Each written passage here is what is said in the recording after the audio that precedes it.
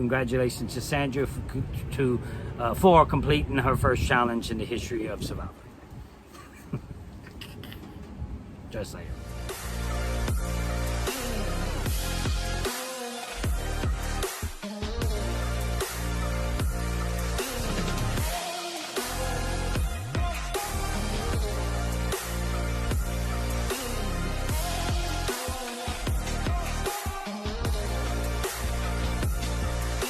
Alright guys, what's happening?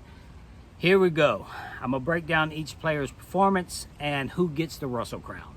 Now, they switched tribes into 3. Now we have a blue, red, and green tribe. I'm going to start with the blue tribe. The blue tribe is very interesting, very good looking tribe, very strong tribe, and I think they can keep winning challenges and not have to worry about going to tribal. It looks like that's what's going to happen. I don't know. They could lose the next one. Who knows? So we have Nick, Yul, Wendell, Michelle, and Parvati. Now, from the very beginning, my pre-game talk, before the game even started, I thought Michelle would align with Parvati. I thought Parvati would bring Michelle in right off the bat because Michelle reminded me of Danielle. That's why I get their names. Sometimes I even call Michelle Danielle because I think they're such alike, and Parvati is going to see that and attach to her. And we see that already. Now, Parvati doesn't have her big meat shield behind her, in front of her, and we have to see her play the game, and that's what she's doing. She's starting to play the game, and she grabbed Michelle. She has Michelle on her side, and now we have some drama that Parvati can latch onto, and that's the Michelle Wendell drama. I don't know what happened there.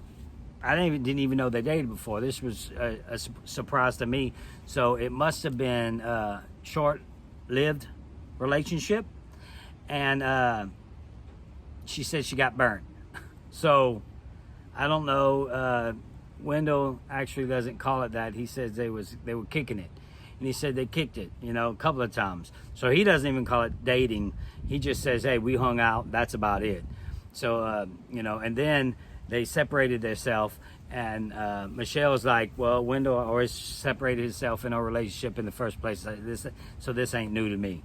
So whatever's happening there is happening. And, hell hath no fury on a woman's scorn. Just remember that. Remember that, because now it's come time to bite. Maybe Wendell gets a little bit of trouble because of his past relationships, and maybe you should always treat them ladies right, Wendell. I don't know. It's a $2 million pop if you get voted out this time. Trust me, I can't. I have to talk by myself too. I have to talk to myself, saying, hey, treat them ladies right. Because maybe I'm on that island with them one day, and then bam, $2-3 million decision. So we have Yul at the beginning talking about Jonathan Penner, and his wife has ALS. Go check out their website. I'll put it in the link below. That's a sad story, but that was a big part of the beginning of the episode. And now we have Nick. Nick is we're starting to see Nick a little bit more now. We're starting to see him talk a little bit. Finally, we get to see Nick in action. So I think Nick's going to be okay. But Nick's in love with Parvati. Not in love. He had a crush on her. I get it. This is where Parvati is going to see her crack. Michelle and Parvati are no match for poor little Nick. It reminds me of that kid that gave his idol away because of Parvati. So I think that Wendell is in trouble. I think that Nick is going to be the one to switch. I think Yul will stay faithful to Wendell, and I think Wendell will end up by going home, which sucks because I wanted to see Wendell go further in the game, and he may, but this is just what I'm seeing at this time. All right, let's go to the red tribe. We have Kim, Denise, Tony, Jeremy, and Sandra.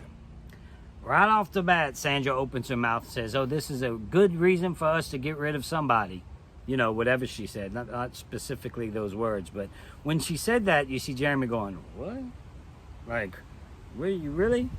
I think that Kim is super smart.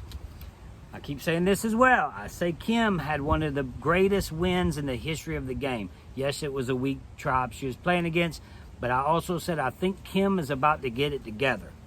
Now, if Kim gets it together, we already see Kim talking to Jeremy. We already see Kim saying she don't trust Tony and Sandra. I think it's about to come to a head. Sandra, I believe, has an idol. I believe. Everybody has all these split idols and split up this and that. Everything's getting confusing at this point. And Denise will just go with the punches. You know, she'll just do what she's supposed to do. And so Kim, right now, can take control with Jeremy again. Jeremy had Michelle, now he has Kim. All right. Let me think here. Who had that idol? Kim gave half the idol to Sophie. I mean, you see, that's where it gets confusing. Did Sophie give it back to Kim? Does Kim have the full idol? Does she still have half the idol? They buried it. Where's that idol? I don't know. So I don't even know if she has an idol. So now we have Tony. Comment in the section below if you know what's going on with that idol, but it's been lost in time somewhere.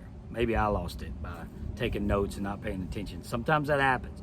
Sometimes I'm writing down something, taking something down, and then something happens, bam, I don't see it. It's just like that, like a fart in the wind, gone. So we see Kim, talking to Tony, or Tony talking to Kim, and clearly you see on Kim's face she don't trust him. No way is Kim gonna trust Tony. No way is Kim gonna trust Sandra. So we finally get to see Sandra do a challenge. Everybody pushed her up so she could get over it first. She did a challenge. She made it. Congratulations to Sandra for completing her first challenge in the history of Survivor. Just saying. Now we have the green team. This is the craziest. The blue team was the best looking, good. Hey, this one looks good. The green team looked like tragedy's about to happen. It was Rob's worst case switch for real to get Adam, that doesn't like him, that he stabbed in the back, and to get Ben, that doesn't like him. Nobody likes Rob. Now we have Sarah and Sophie. A lot of people say Sarah's one of the best performances in the game. There's questionable who's the single best performance ever. And some people say that it's Sarah. Now, what we see here is the one that everybody talked about shouldn't have won, or one of the ones that shouldn't have won, Sophie, is actually playing a good game. Now, I'm going to go ahead and say it now. I'm going to give Sophie the Russell Crown, which is shocking to me. But Sophie finds an idol. Sophie gets together with Sarah. An obvious decision, but nonetheless, she finds the idol. I think in one confessional she says she gave her back that. We didn't see it, but I think she did. She said, I asked back the idol just in case something happens. So I think right now that Sophie has a full idol. And then they say they had 8. You sit there and you watch, and Rob, first let's get into Rob. Rob sits him down like little children and says, you're not going to go anywhere. Just like Sarah said, he was the babysitter, and he put them in their pen, which was a bad look for Ben and Adam, because the whole episode, all we seen was them talking about food, and we seen them stay right there in their place, right? And then you hear Sophie saying, oh, he talked 8 words to me. You hear Sarah saying, oh, he just talked 7 words to me, or whatever. That's a lie. Because when Rob went to do his confessional, sitting there for 45 minutes, they all got together. And that's when they made their decision to get rid of Rob. It wasn't 8 words. It wasn't 7 words. Come on, guys. Be real about it. But I guess they wanted to make it a little bit more exciting, make it look like that Rob had everything under control when They sat there. Yes, they did. They sat there quietly. But the whole time they were sitting there, they already had their plan made. And it was to get Rob out. Wasn't that exciting? I knew Rob was going to go home. I mean, I've been saying they should have got rid of Rob from the get-go. He's just such an aggressive player. So finally, I'm right, like a clock is, like a broken clock is, once a day. Uh-oh, what's that? I lost my light. My skylight. Well, that happened. I got light. Anyway, I don't know what just happened. I lost some light. So right now, my favorite group of these is the Blue Tribe with Nick, Yule, Michelle, Wendell, and Parvati. I've been waiting for Michelle and Parvati to connect. Guys, that's going to be rough. Them two connecting, telling you. Now, yes, I've been saying Michelle was in control with Jeremy. Now Jeremy has Kim. Now Michelle has Parvati. I could see both sides going the distance. So it's going to be very interesting watching to see what happens now. I was kind of shocked that they separated into 3. I didn't expect that. I thought it was just going to be 2. I think the worst draw was Rob got the worst draw. I think the best draw by far was Parvati. Even though she is down on numbers, trust me, she can work this out. It's only one person she has to switch, and it's the guy that had a crush on her all his life, basically. So I think that that's going to happen. I think Nick's going to be the one that switches. Prediction on who's going next will be coming up right before the episode on Wednesday. This coming Wednesday, usually I do lives unless they cancel the track meet for some crazy reason that we've all been hearing about. Wednesday is my son's track meet, and his district track meet is the following Wednesday.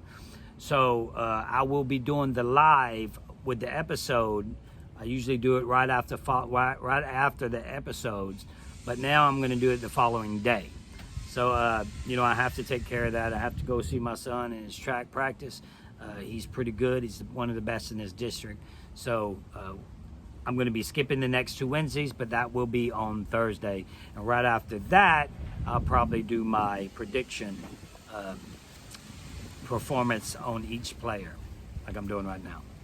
So, if you guys like this material, subscribe. Hit the notification button, comment below if you how you see it's gonna go out, the tribes. Who do you think had the worst beat here, and who do you think got the best choice with the switches? All right, guys, keep watching, and I appreciate you guys, and keep hope alive.